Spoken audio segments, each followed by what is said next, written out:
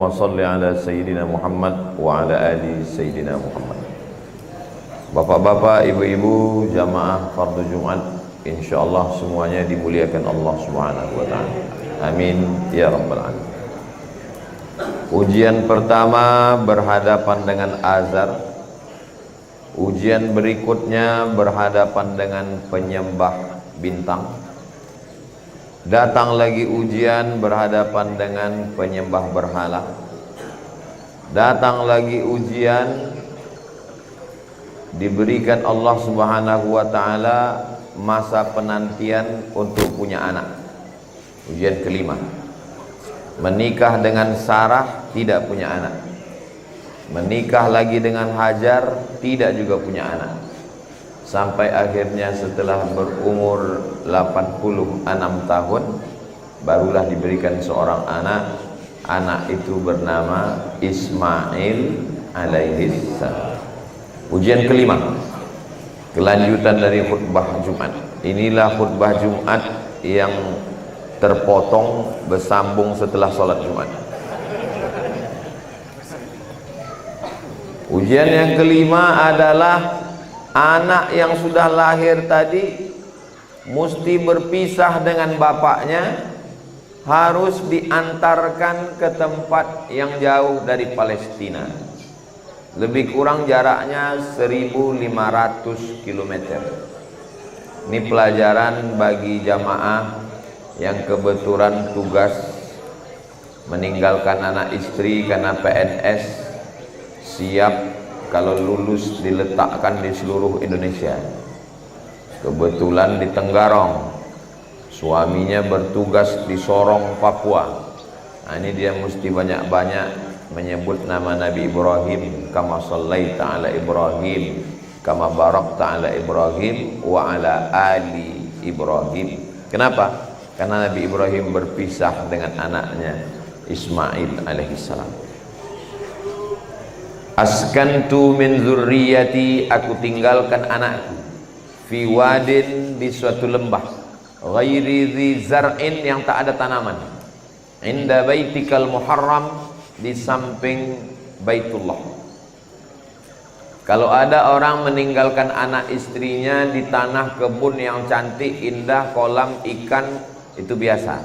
Tapi Ismail beserta Sarah, Hajar ditinggalkan fi wadin, di lembah, ghairi dzi zar'in, tak ada tanaman. Sampai hari ini tak ada tanaman, tandus, kering, kerontang. Kalau kita melihat di Makkah hari ini ada pohon kurma, itu mesti dihidupkan keran air non-stop 24 jam. Kalau sampai kerannya mati, mati semua, kering.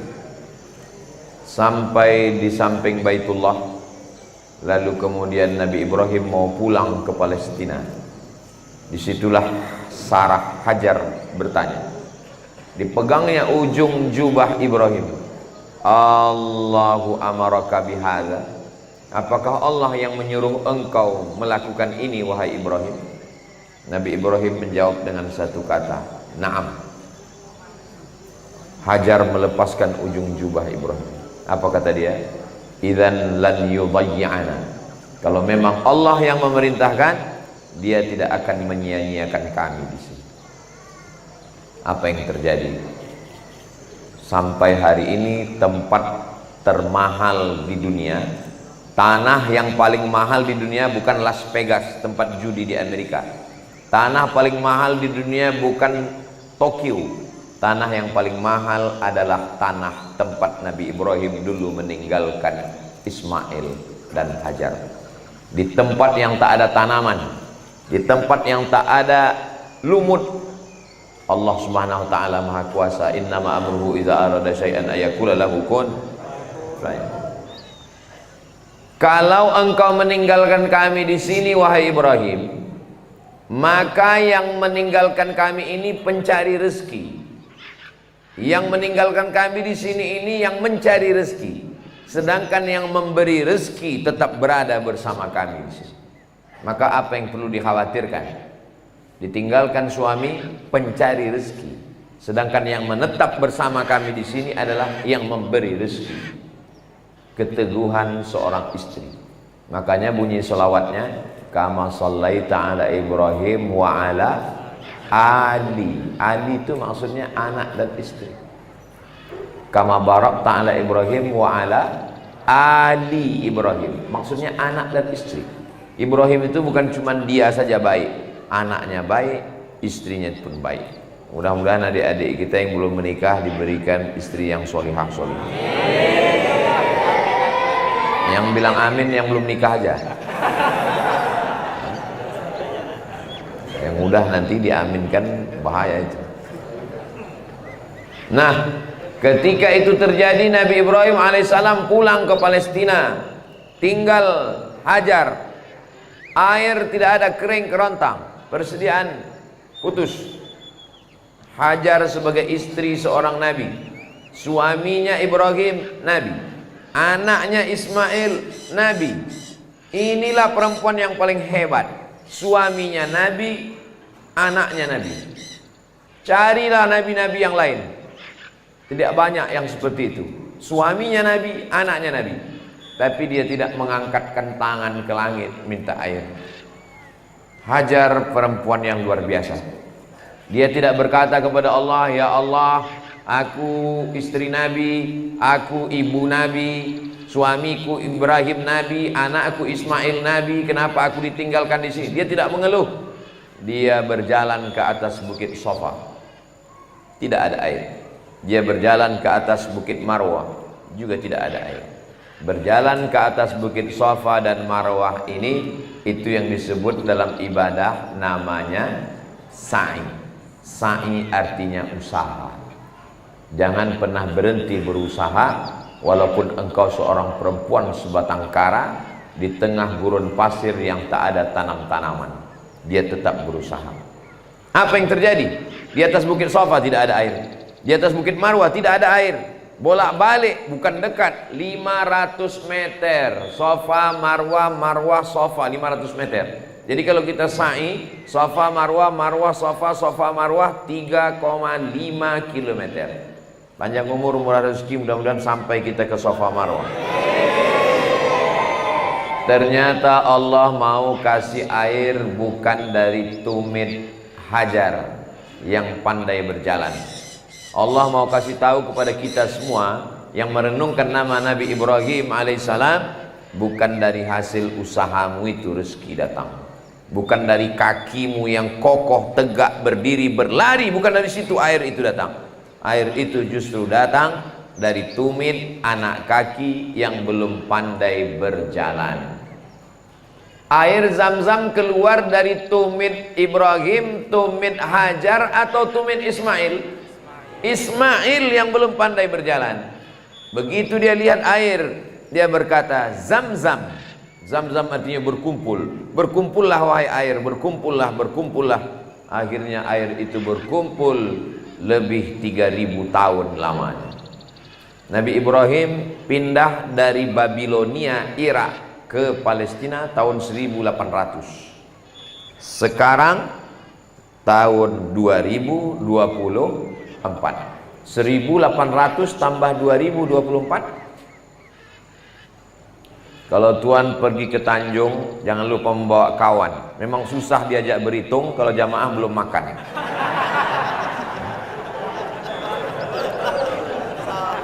Itu makanya tak panjang-panjang nih, paling 10 menit selesai. 1800 Nabi Ibrahim pindah dari Babel. Kampung asli Nabi Ibrahim itu Babel. Babel itu Irak sekarang, Babilonia, bukan Bangka Belitung. Dari Babilonia 1800, sekarang sudah 2024. Artinya lebih kurang 3824 tahun. Airnya tidak kering sampai sekarang. Di tengah gurun pasir yang kering kerontang, tak ada tanaman. Allah mau menunjukkan kepada manusia yang katanya istrinya mandul, tidak akan punya anak, ternyata punya anak. Lahirlah anak namanya Ismail. Laki-laki yang katanya nikah sekali dengan Sarah, tak punya anak. Nikah dengan Hajar, tak juga punya anak. Siapa yang disalahkan? Nabi Ibrahim disalahkan. Kalau ada orang menikah sekali tak punya anak, orang masih mungkin istrinya salah, mungkin suaminya salah. Tapi kalau sudah 2 kali menikah tidak juga punya anak, dapat dipastikan suaminya salah.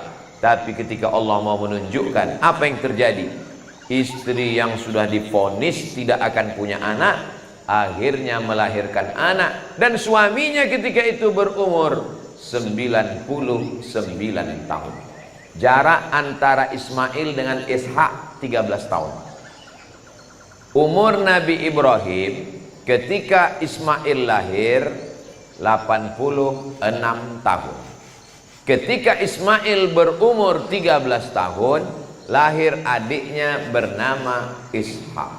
Pertanyaan, berapakah umur Nabi Ibrahim waktu Ishak lahir?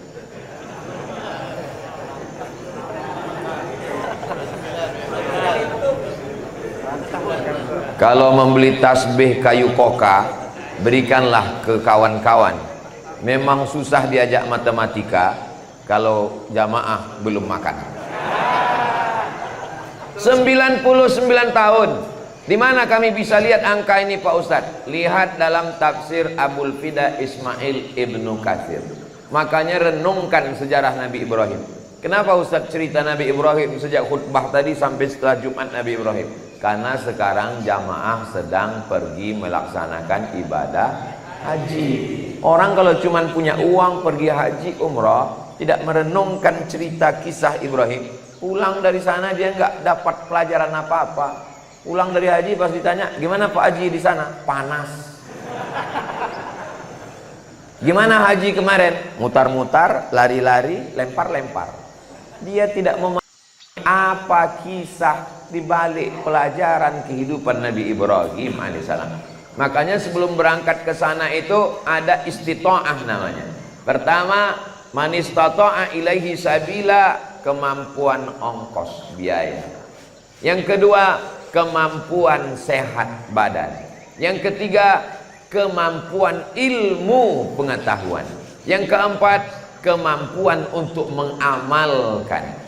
Bapak-bapak, ibu-ibu, tetap store ONH, tetap belajar agama, ngaji dengan guru-guru kita, supaya saat nanti berangkat ke sana mampu ekonomi, mampu sehat badan, mampu punya pengetahuan, sehingga cerita kisah hari ini, oh ini Bukit Sofa yang diceritakan kemarin, oh ini Bukit Marwah yang diceritakan kemarin. Sofa tidak ada air, Marwah tidak ada air. Ternyata dia pergi ke sumur Zam-Zam, nampak lingkaran bulat warna coklat batunya, itulah sumur Zam-Zam tepat di depan pintu Ka'bah.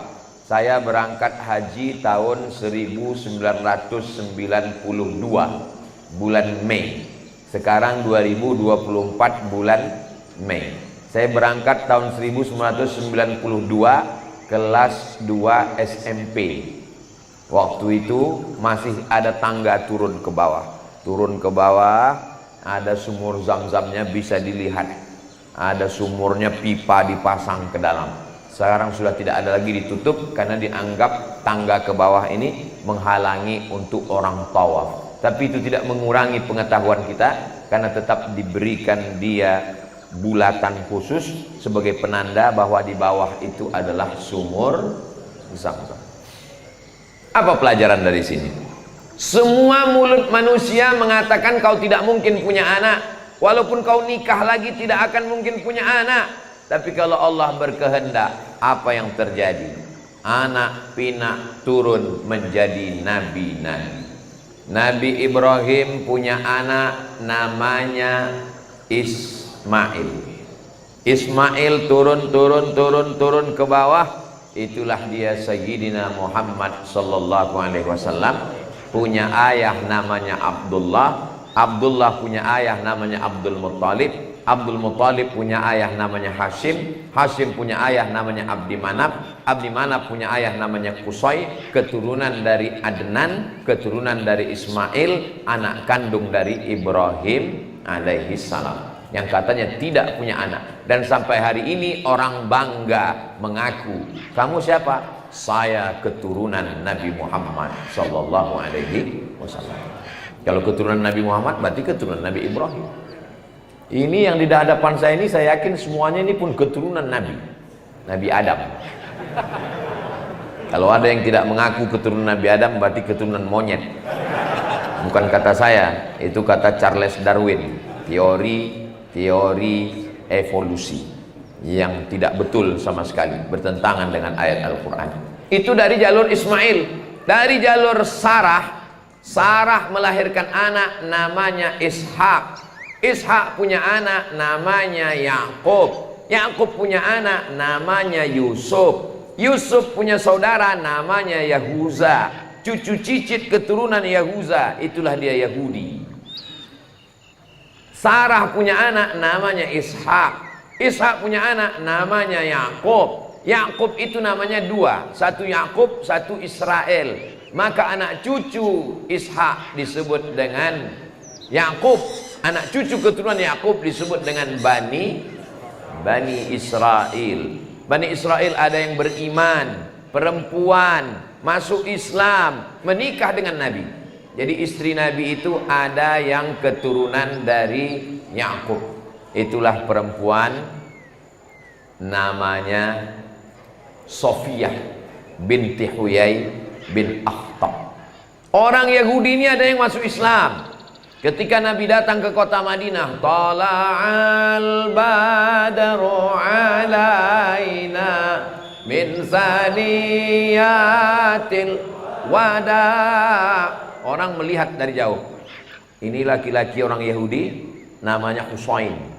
Husain melihat dari jauh. Dia mau ngelihat ini Nabi Muhammad ini betul Nabi atau Nabi palsu. Setelah dia lihat baik-baik, akhirnya dia mendekat.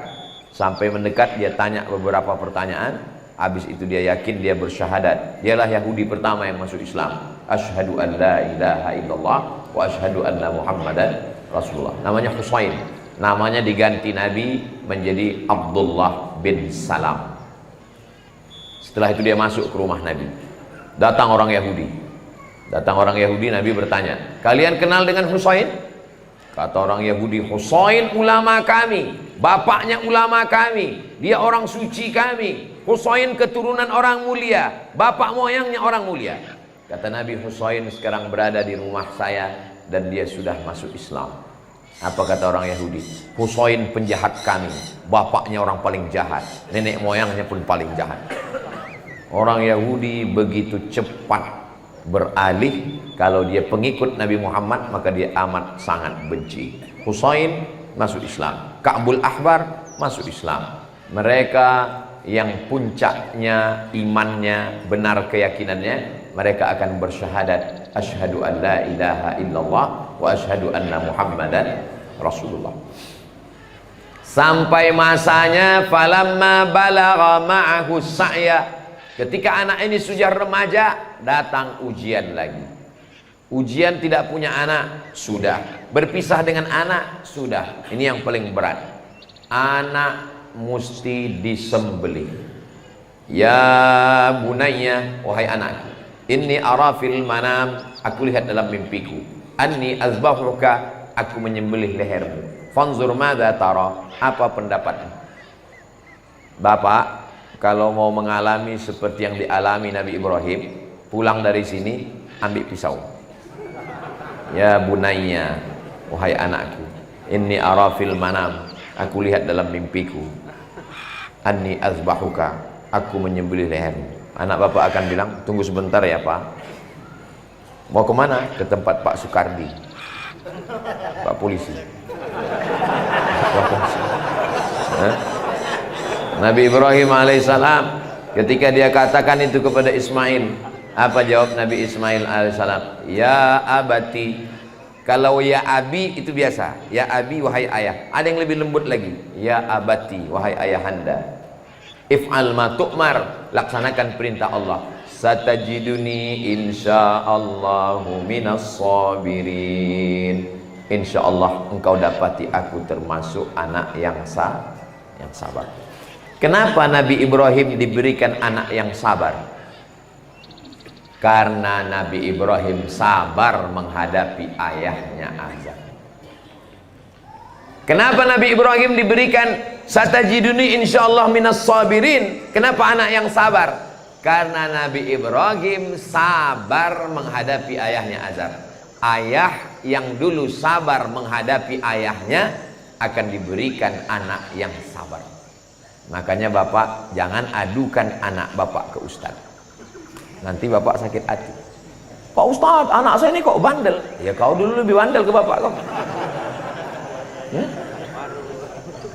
Orang yang minum khamar bisa saja di dunia dia bahagia, duitnya banyak, mobilnya banyak, rumahnya bagus.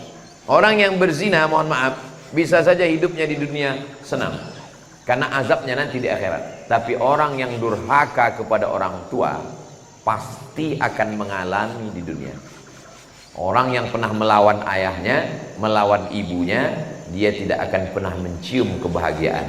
Walaupun rumahnya besar, duitnya banyak, dia akan berenang dalam tetesan air mata penderitaan. Bagi yang sudah berlalu, apa boleh buat? Banyak-banyak beristighfar, minta ampun kepada Allah Subhanahu wa ta'ala. Ini dari tatapan matanya nampaknya banyak yang durhaka. Jangan gitulah Ustaz Somad. Siapa Abdul Somad yang bisa menghukum orang lain? Doakan supaya Ustaz Abdul Somad tidak termasuk orang yang durhaka pada orang tua. Doakan supaya anak cucu keturunan kita semuanya anak yang soleh solehah. Tengok anak-anak soleh itu dari bunyi aminnya aja kuat kan. Bawa anak sholat Jumat, bawa anak pengajian. Supaya apa? Supaya mereka juga nanti akan membawa anak-anaknya ke masjid. Ini anak-anak yang bapak bawa, yang teriak-teriak, yang lari-lari, yang lompat-lompat ini, ibu bersusah-susah di luar kepanasan membawa anak. Anak itulah nanti yang akan mengisi Masjid Al-Qadar Tenggarong. Banyak orang tidak mau membawa anak ke masjid. Jamaah pun marah kalau ada anak masjid. Bawa pulang ke masjid. Selama di masjid masih ada anak-anak, masih ada anak-anak, insya Allah Masjid Al-Qadar Tenggarong masih tetap ramai. Tapi kalau di masjid sudah tidak ada lagi suara anak-anak, lebih banyak suara batu. Nauzubillah, masjid kita akan kosong 20-30 tahun akan datang. Nabi Ibrahim alaihissalam diberikan anak yang sabar karena dia sabar menghadapi azab. Balasan yang sama diberikan Allah Subhanahu wa ta'ala. Ada kitab judulnya Gharaib wa Taraib, ditulis oleh Syekh Abu Amr Al-Misri.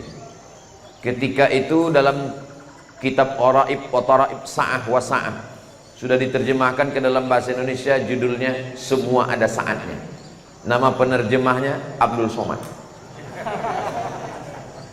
Seorang anak membawa bapaknya, mau dia pancung ke sebuah gurun pasir, di situ ada batu besar. Sampai di batu itu udah mau dia pancung bapaknya. Bapak, apa yang mau kau sampaikan? Karena bapaknya nggak mati-mati, hartanya banyak, jadi pancung aja biar cepat mati. Sampai di batu itu dia tanya, apa pesan terakhir yang mau kau sampaikan bapak? Apa jawab bapaknya dengan meleleh air mata? Ada satu yang mau aku sampaikan. Apa? Disinilah dulu aku memancung bapakku. Rupanya dia dulu mancung bapaknya. Bapaknya mau ngasih tahu ke anaknya, nanti kau pun juga akan dipancung di sini oleh anaknya. Gharaib wa taraib, keanehan dalam hidup pasti ada.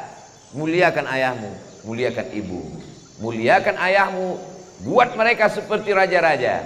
Insya Allah rezekimu juga akan seperti rezeki raja-raja. Bukan hadis Nabi, itu dapat saya di grup WhatsApp. Lebih mulia daripada raja-raja. Raja belum tentu bahagia. Banyak raja penguasa, duit banyak, tapi tak bisa tidur malam. Jamaah yang membahagiakan orang tua tidak perlu kasur yang mahal, tidak perlu istana. Khotib naik ke atas, dia sudah tertidur. Kan sangat bahagia itu.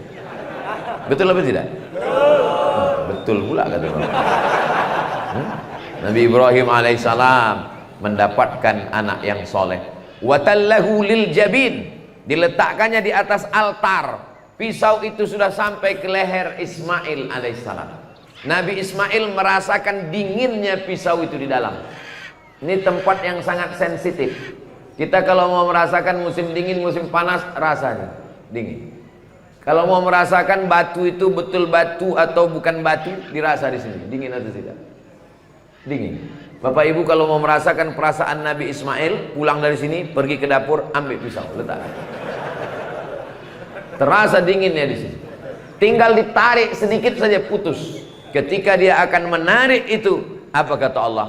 Wa fadainahu bidzibhin azim. Kami tebus dengan sembelihan yang besar, seekor domba. Bukan kambing kacang, kambing kampung yang bulunya tipis, tapi kambing domba. Maka afdal dengan domba. Kenapa afdal dengan domba? Karena dagingnya banyak. Mana yang lebih afdal Pak Ustadz? Kambing atau sapi? Tergantung. Kalau kambingnya gemuk, sapinya kurus. Karena kurban itu yang afdal, yang paling banyak dagingnya. Karena orang mau makan daging. Nah, disembelih. Bismillahi Allahu Akbar. La yanalallah luhumuha wala dima'uha. Darahnya tidak sampai kepada Allah, dagingnya tidak sampai kepada Allah. Karena dulu orang kafir musyrik memotong kambing, memotong sapi, darahnya ditempelkan ke dinding Ka'bah, kepalanya dipukul-pukulkan ke Ka'bah. Turun ayat, la yanalallah luhumuha. Darahnya, dagingnya tidak sampai kepada Allah. Walakin yanaluhu taqwa minkum. Yang sampai kepada Allah hanya ketakwaan. Allah tidak minta anak kita. Kenapa Allah tidak minta anak kita? Kenapa yang diminta Allah kepada Nabi Ibrahim anaknya yang ditunggu selama 86 tahun? Nabi Ibrahim menunggu anak 86 tahun. Orang sekarang nikah Januari, April lahir anaknya. Nabi Ibrahim menunggu 86 tahun. Setelah anak itu lahir besar, diminta Allah. Kenapa Allah tidak minta anak kita? Karena Allah tahu. Kalau ada orang bertanya, kenapa Nabi Ibrahim yang diminta anaknya? Kenapa saya tidak diminta anak saya? Sedangkan kambing aja diminta, nggak pernah kau kasih. Apalagi anak yang kau minta. Allah tahu kadar iman kita. Itulah maka yang diminta adalah seekor kambing. Bagaimana kalau dengan domba Pak Ustadz? Bagus. Bagaimana kalau kami buat 1 ekor sapi limosin 7 orang? Bagus, 1 miliar harganya. Nabi Muhammad SAW memotong kurban 63 ekor sendirian. Umurnya waktu itu 63 saat dia haji wada. Potong 63. Kira-kira kalau ada bapak-bapak umur 63 tahun motong sendiri, itu tandanya orangnya sehat atau sakit? 63 ekor motong sendiri. Yang ke-64 dia ambil pisau, dia berikan ke Sayyidina Ali. Ali, lanjutkan. Sayyidina Ali memotong 37 ekor. 37 tambah 63 sama dengan 100 ekor unta besar, gemuk, sehat, kurban Nabi Muhammad sallallahu alaihi wasallam. Kira-kira kalau 63 ekor unta, itu Nabi Muhammad miskin atau kaya? Kaya. Siapa bilang Nabi Muhammad miskin? Nabi Muhammad itu miskin, susah, jubahnya compang-camping, bajunya nggak pernah ganti. Itu Nabi Muhammad versi Snok Hargrunyi. Dia mau mengatakan umat Islam itu susah. Kalau mau betul ikut sunnah Nabi Muhammad, orang Tenggarong yang katanya kaya-kaya yang mau ikut sunnah Nabi Muhammad, berkurbanlah 100 ekor unta. Kalau kau kaya bukan rumahmu besar, kalau kau kaya bukan mobilmu mewah, kalau kau kaya bukan gelang emasmu rantai, bukan. Kalau kau kaya, berkurbanlah 100 ekor unta. Siap? Siap. Insya Allah. Ini katanya ikut sunnah, ikut sunnah, ikut sunnah. Sunnah apa? Bini 4. Ikut sunnah, ikut sunnah. Ikut sunnah itu adalah secara keseluruhan. Jangan yang giliran enak-enak kau bilang sunnah. Sunnah Nabi Muhammad sallallahu alaihi wasallam. Jadi ke semua ibadah kita ini sebagian besarnya diambil dari Nabi Ibrahim dan keluarganya. Termasuklah keluarga Nabi Ibrahim itu adalah Sayyidina wa Maulana Muhammad sallallahu alaihi wasallam. Itulah kajian kita pada siang hari ini. Kenapa Ustaz cepat kali tausiahnya? Ini sudah setengah jam ditambah dengan khutbah tadi. Kalau menangkap ikan gulama di Kota Padang, tidak boleh tausiah lama-lama karena